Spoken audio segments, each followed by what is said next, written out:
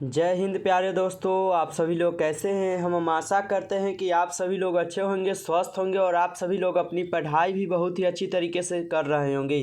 तो प्यारे दोस्तों, आज के इस क्लास में हम लोग पढ़ने वाले हैं क्लास 12th जियोग्राफी के टॉप 10 VVI सब्जेक्टिव क्वेश्चन, जो कि आपके फाइनल एग्जाम 2025 के परीक्षा के लिए काफ़ी महत्वपूर्ण है। तो आप लोग इस क्लास में जो है शुरू से लास्ट तक बने रहिएगा, जिससे आपको सभी क्वेश्चन अच्छी तरीके से याद हो जाए।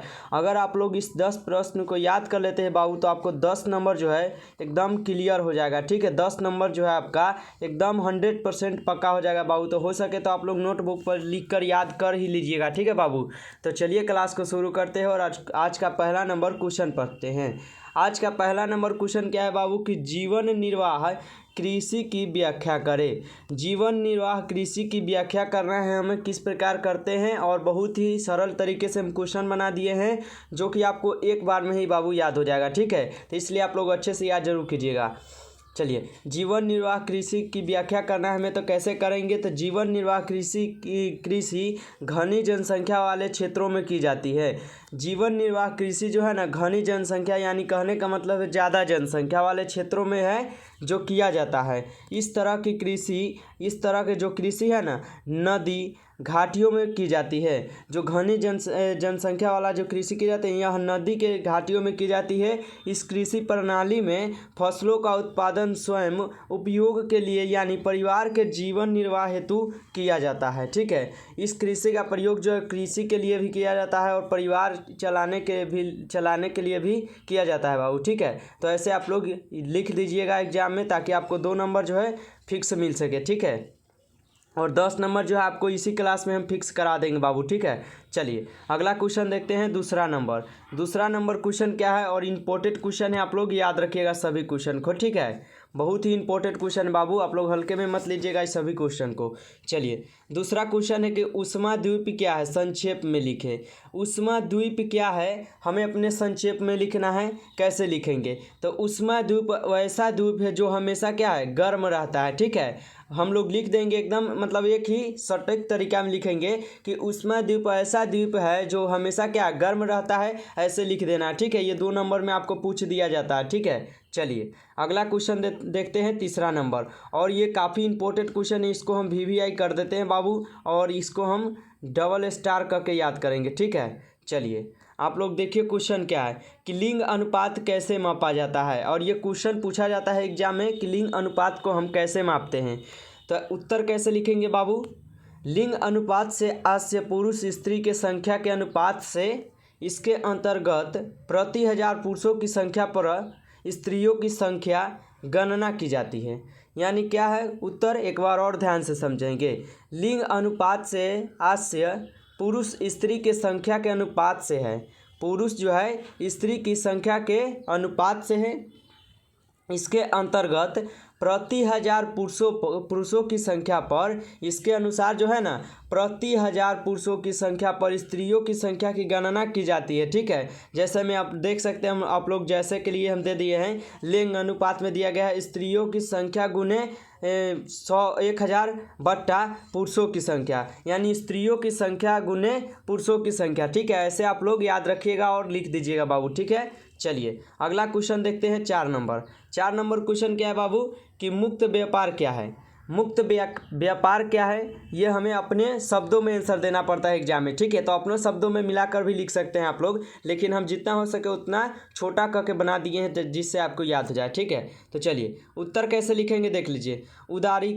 उदारीकरण के प्रभाव के कारण विभिन्न देश आयात शुल्क में कभी तथा आयात की मात्रा पर लगे प्रतिबंधों को हटा देते हैं। ठीक है, जिससे किसी देश की समान सुगमता से दूसरे देश के बाज़ारों में पहुंच सकता है, और बाज़ार में उसे देश के घरेलू उत्पादों के साथ साथ इसकी प्रतिस्पर्धा होती है।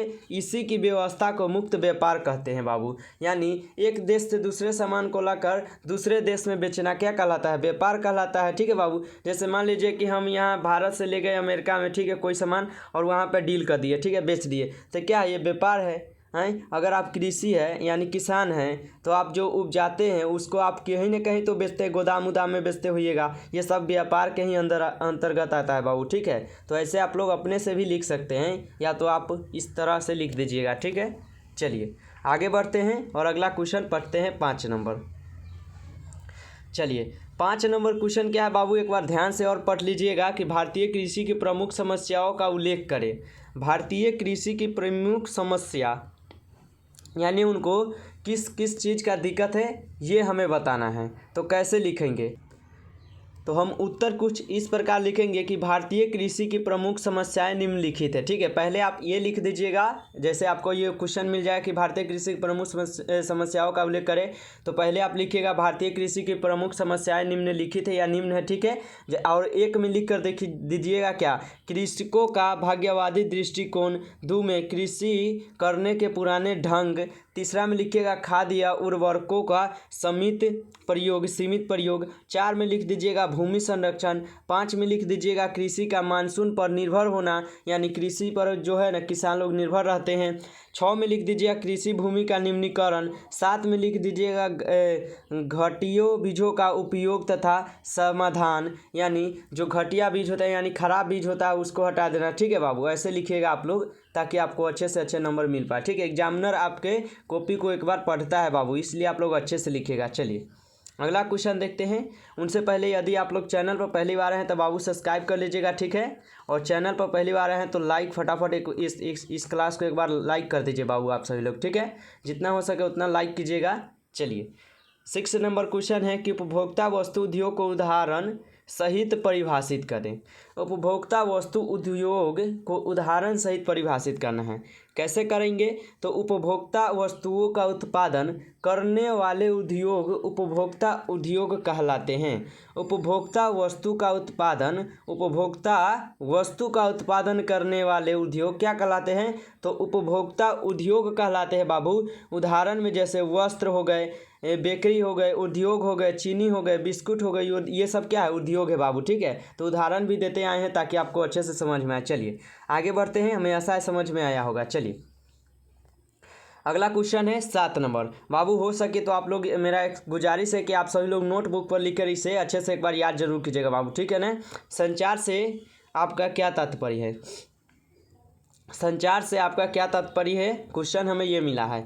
तो उत्तर कैसे लिखेंगे बाबू, संदेशों का आदान प्रदान संचार कहलाता है। संदेशों का जो आदान प्रदान यानी संदेशों को हम यहाँ से वहाँ भेजते हैं, जैसे पहले था लिख कर भेजना, ठीक है, ये संदेश कहलाता था। इनको ही हम लोग क्या कहते हैं, तो संदेशों का आदान प्रदान जो है संचार कहलाता है। मानव ने अपने आवश्यकता अनुसार समय समय पर संचार के विभिन्न साधनों का विकास किया है। यानी पहले फ़ोन था नहीं था यानी टेलीविज़न था, ठीक है, और उसके बाद फ़ोन सब बना दिया, यानी मानव ने खुद से अपने हाथ से यानी खुद के दिमाग से एक फ़ोन बनाए जो कि कहीं भी रहिए आप बात करके अपना कुछ भी बता सकते हैं, सुन सकते हैं, कर सकते हैं, ठीक है बाबू। तो विभिन्न साधनों का विकास किया है मानव ने, जैसे डाक सेवा, Telegram, telephone, fax, radio, cinema, television, internet आदि क्या ये सब मानव ने ही क्या है वो आविष्कार किया है, ठीक है। ये फ़ोन जितने भी आप देखते हैं ये सब मानव द्वारा दिया गया ना है, तो ये सब मानव का दिया हुआ है, ठीक है। चलिए आगे बढ़ते हैं और 8 नंबर क्वेश्चन पढ़ते हैं। 8 नंबर क्वेश्चन क्या है, ध्यान से देखिएगा। सुएज नहर किन 2 निकटवर्ती पत्तनों को जोड़ती है। सुएज नहर जो है ना किन 2 निकटवर्ती पत्तनों को जोड़ती है, तो उत्तर कैसे देखेंगे एक बार देख लेते हैं। सुएज नहर भूमध्य सागर और लाल सागर को जोड़ता है। ऑब्जेक्टिव में भी ये प्रश्न पूछा था कि सुएज नहर जो है ना किसको किस से जोड़ता है, तो सुएज नहर हमेशा जो है भूमध्य सागर को लाल सागर से जोड़ता है। 1869 ईस्वी के पहले यूरोप के लोगों को उत्तमाशा होते हुए आना पड़ता था, लेकिन सुएज नहर के निर्माण के बाद यही दूरी बहुत कम हो गई। यानी ये क्या है, 1869 ईस्वी के पहले क्या है, यूरोप के लोग जो है उत्तमाशा होते हुए इनको आना पड़ता था, यानी इनको किसी भी तरह आना ही पड़ता था यहाँ पे, ठीक है।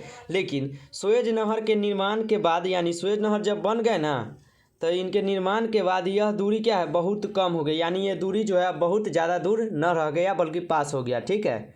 चलिए आगे बढ़ते हैं और 9 नंबर क्वेश्चन देखते हैं। दोस्तों आज की इस क्लास में जो सिर्फ 8 ही क्वेश्चन था, ठीक है। 10 हम बताए थे लेकिन 8 ही था, ठीक है। हमें लगा है कि 10 होगा लेकिन 8 था। बताइए आप लोगों को कैसा लगा है बाबू। अगर आप लोग इसे याद करते हैं ना बाबू, तो 10 नंबर जो है आपका कोई नहीं काटेगा, ठीक है। 10 नंबर जो है आपका कोई नहीं काटेगा बाबू। आप लोग हमसे ये लिख कर ले लीजिए, क्योंकि काफ़ी इंपॉर्टेंट क्वेश्चन है और बार बार पूछा जाता है ये क्वेश्चन। तो बताइएगा कमेंट बॉक्स में आप बाबू, आपको ये क्लास कैसा लगा है, यूजफुल लगा है या नहीं। अगर क्लास अच्छा लगा हो तो लाइक कर दीजिएगा। चैनल पर पहली बार आए हैं तो बाबू उस चैनल को भी सब्सक्राइब कर लीजिएगा। और PDF के लिए जो है आप लोग इस नंबर पर हमें मैसेज कर दीजिएगा 962 18 834। चलिए इस नंबर पर मैसेज कर दीजिएगा PDF के लिए। चलिए हम लोग किसी नेक्स्ट वीडियो में मिलेंगे, तब तक के लिए जय हिंद बाबू, वंदे मातरम।